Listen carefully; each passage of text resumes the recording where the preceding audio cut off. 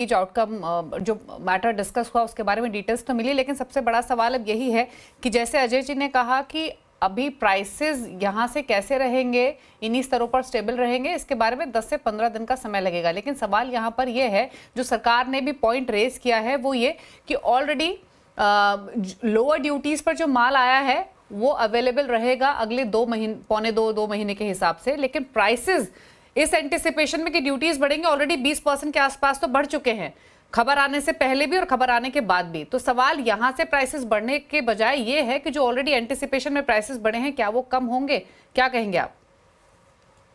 देखिए, मैं दो बातें कहना चाहता हूँ। एक तो हम एक ही सांस में ये कह रहे हैं कि किसान को एमएसपी मिलनी चाहिए, भाव बढ़ना चाहिए ऑयल सीड का। उसी सेंटेंस का दूसरा हिस्सा ये है कि तेल के भाव क्यों बढ़े, कम होने चाहिए। ये दोनों चीजें एक दूसरे को काटती हैं, बिल्कुल भी संभव नहीं है। और तेल के दाम जो ड्यूटी सरकार ने बढ़ाई है वो ये सोच के बढ़ाई है कि एमएसपी किसान को मिले और ऑयल सीड के भाव बढ़े। आपने देखा होगा कि सोयाबीन के भाव भी पिछले 10 दिन में बढ़े हैं, उस जैसे हिसाब से तेल के भाव बढ़े हैं। अब जहां तक इम्पोर्टेड तेल का सवाल है, जो पहले पाइपलाइन में था, मुझे लगता है ये सवाल जो लोग तेल इंपोर्ट करते हैं बड़ी मात्रा में और सप्लाई करते हैं, उनको शायद ये देखना होगा कि वो अपने दाम कब बढ़ाते हैं कब नहीं बढ़ाते हैं। लोग फॉरवर्ड ट्रेडिंग करते हैं, पहले से ट्रेड करके रखते हैं, एंटिसिपेशन में काम होता है तेल में। तो ऐसा कहना बिल्कुल एकदम ठीक नहीं होगा कि एक एक टन पे ड्यूटी जो है बढ़ेगी कि घटेगी, वो उसका आज असर आना चाहिए। ऐसा कभी संभव होता नहीं है।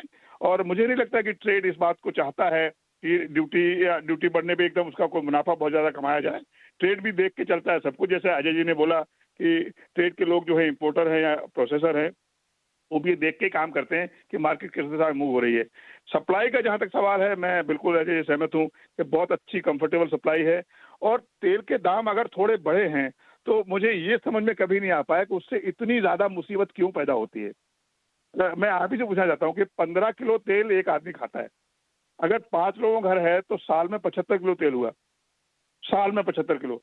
अब वो 75 किलो तेल पे साल में अगर 10 रुपए बढ़ गए तो 750 रुपए बढ़े, यानी महीने के हुए 60 रुपए।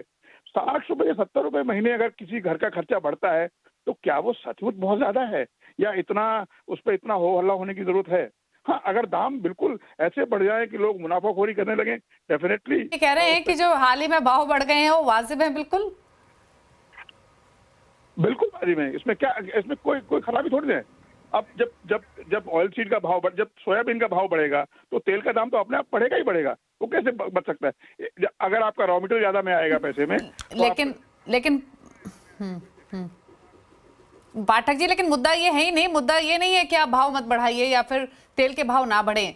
जो जो डिस्कशन हो रहा है वो ये कि ऑलरेडी जो सरकार ने भी जो बात रखी है कि कम ड्यूटी पे ऑलरेडी अच्छी खासी क्वांटिटी इंपोर्ट हो चुकी है, तो वो तो कम भाव पे प्रोसेसर्स ने इंपोर्ट की है ना, तो उस पर उस माल पर प्राइस नहीं बढ़ना चाहिए।